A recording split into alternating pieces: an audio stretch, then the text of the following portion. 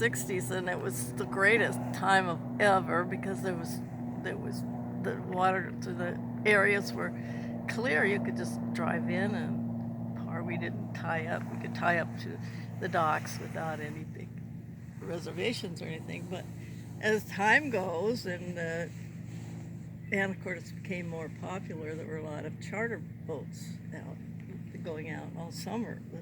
There were several charter businesses in Anacortes. And there were a lot of people. We had a rental business, and we used to rent cars to people they'd fly in and take a charter boat for a week. But most of them hadn't been on boats, and then a lot of them would take, without the skippers, they would take them and go out thinking they could handle.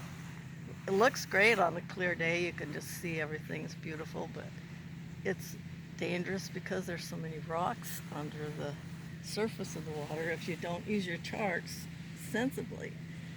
There were more came back crippled, I think, from hitting the rocks that came back successful. But usually there weren't any fatalities or anybody hurt, so it was just a matter of finances, getting your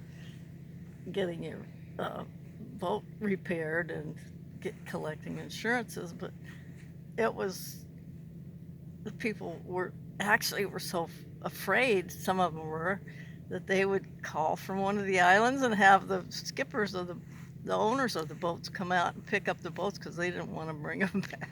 They were just totally, just hadn't realized at all what they were getting into out here. They were just thinking on a day they were looking at the water the first time. Maybe they had gone out with someone, and it's so beautiful and inviting, but it can be pretty treacherous. But it's really a good idea to know what's going on with the charts, and they'll tell you where your rocks are. I guess the GPS does that now. I don't know, does it? Yeah. Well, thank you very We have the much. little charts, and they're kind of interesting. Cy was the kind of the navigator. Had to make sure we didn't hit those rocks. So it was fun then, really fun, because we had almost clear sailing up into the islands, and the Gulf Islands and the San Juan Islands. Almost unheard of, just driving, just sailing around or running around those places. It was pretty rustic. There were quite a few repair shops, more in Canada, up on the islands than down here. But I think a lot of people go into those repair shops and after they've hit the rocks, get a new propeller or whatever.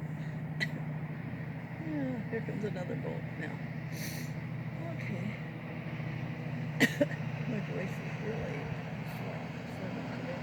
And it's crabbing season, so here comes a boat. Well, thank you very much. The thing that's so good about our location and yours is you get to see everything that goes